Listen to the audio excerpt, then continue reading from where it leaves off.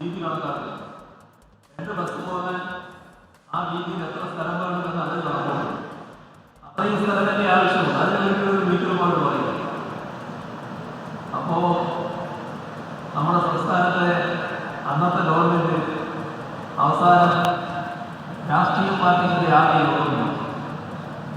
ആ യോഗത്തിൽ എല്ലാ രാഷ്ട്രീയ പാർട്ടികളും പങ്കെടുക്കും. അതിൽ ഏകണ്ഠമായി തീരുമാനിച്ചു 45 മീറ്റർ വീതിയിൽ റോഡ് എടുക്കണം. ഏറ്റവും കുറഞ്ഞത് 45 മീറ്റർ വീതി. ഗവൺമെൻറ് നൽകിയ ബ്ലാങ്ക് ചെക്ക് ആര്? കേരളത്തിലെ രാഷ്ട്രീയ പാർട്ടികളാണ്. കേരളം ആകെ സംബന്ധിച്ചു എടുത്തോ. അതിനുശേഷം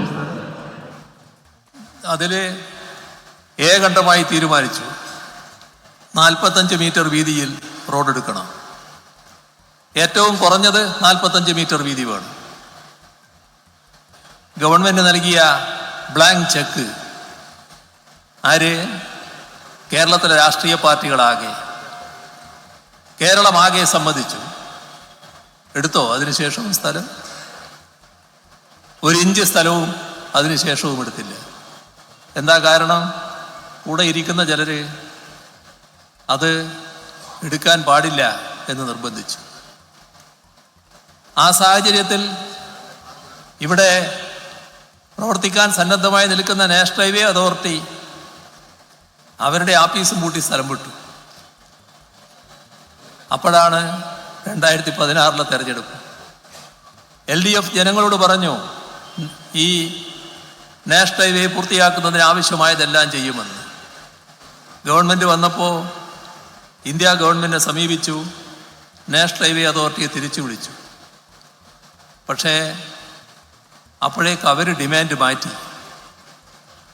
UDF കാണിച്ച കെടുകാര്യസ്ഥതയ്ക്ക് നാം പിഴയൊടുക്കേണ്ടതായി വന്നു.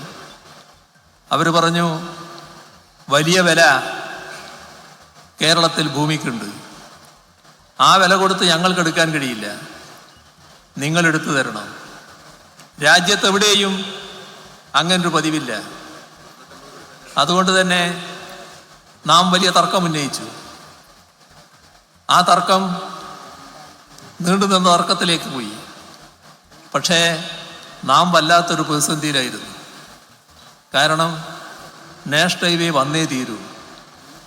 ആ നാഷണൽ ഹൈവേ നമ്മുടെ നാടിൻ്റെ വികസനത്തിന് ഏറ്റവും പ്രധാനപ്പെട്ടതാണ്. അവസാനം നമ്മൾ നിർബന്ധിതരായി അവർ വെച്ച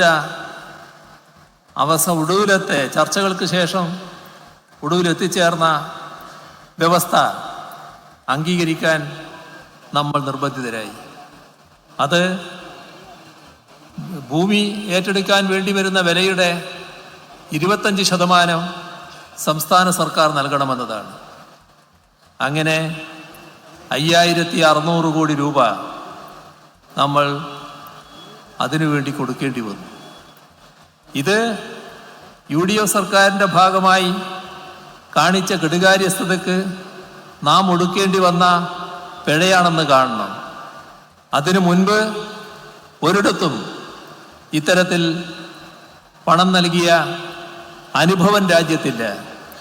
അതിനുശേഷവും ഈ വ്യവസ്ഥ ഒരിടത്തും നടപ്പാക്കിയിട്ടുമില്ല. നമുക്ക് മാത്രം ഇത് അനുഭവിക്കേണ്ടി വന്നു. എന്നാൽ അതിൻ്റെ ഭാഗമായി നല്ല രീതിയിൽ നമ്മുടെ കേരളത്തിൽ നാഷണൽ ഹൈവേ യാഥാർത്ഥ്യമാകുന്ന നിലയുണ്ടായി. ഇപ്പോൾ നാഷണൽ ഹൈവേയുടെ ചില ഭാഗങ്ങളിൽ പുതിയ നിർമ്മാണം നടക്കുന്നിടത്ത് ചില പ്രശ്നങ്ങളുണ്ടായപ്പോൾ അത് എന്തോ LDFൻ്റെ പഴിയാണ് എന്ന് പറഞ്ഞുകൊണ്ട് ചിലർ രംഗത്ത് വരാൻ തയ്യാറാകുന്നുണ്ട്. അത് ശരിയാണ്. LDFന് സാധാരണഗതിയിൽ അതിന് ഉത്തരവാദിത്വമുണ്ട് എന്ന് പറയാം.